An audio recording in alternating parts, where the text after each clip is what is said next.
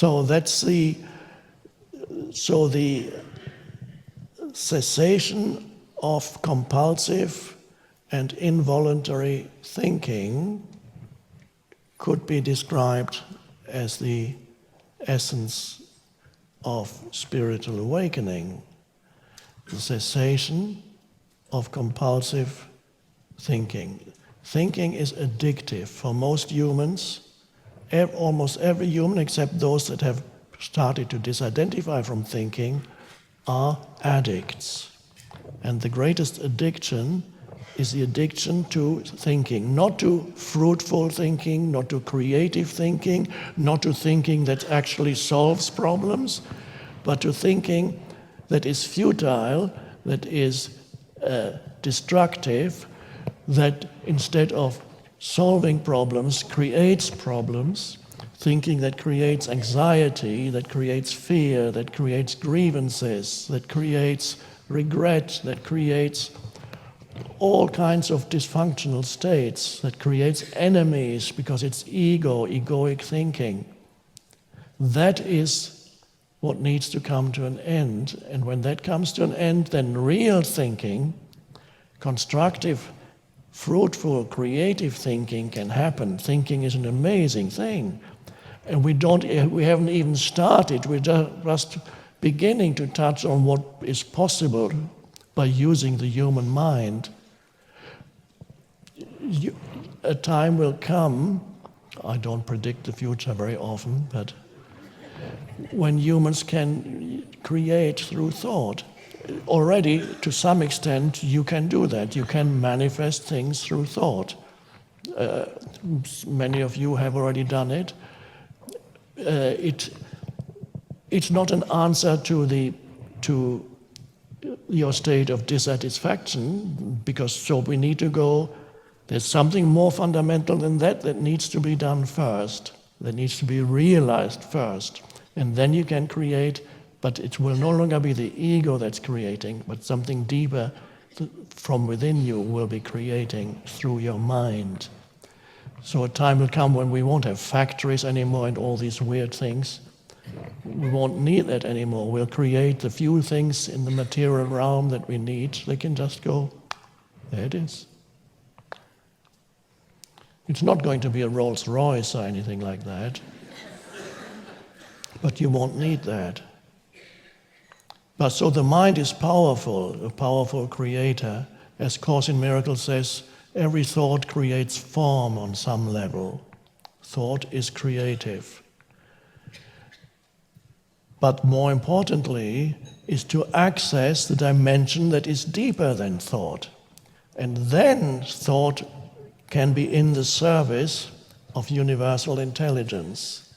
And then you are the intermediary. You are that through which universal intelligence creates. Your mind is that through which universal intelligence creates.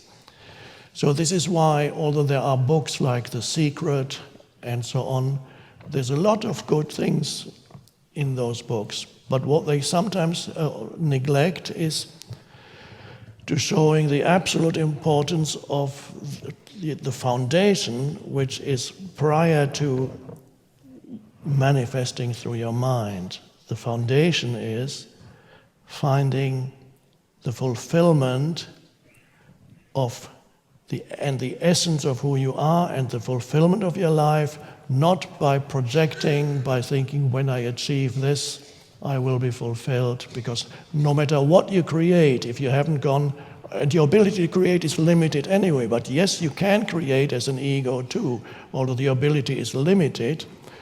You have enough ability to create havoc on the planet. So, what sometimes these books fail to mention is to put the emphasis on the fact that nothing that you manifest or create in this world is going to satisfy you for long, unless you have accessed the essence of who you are, unless you have realized the essence of who you are beyond the person. That comes first. That is the foundation.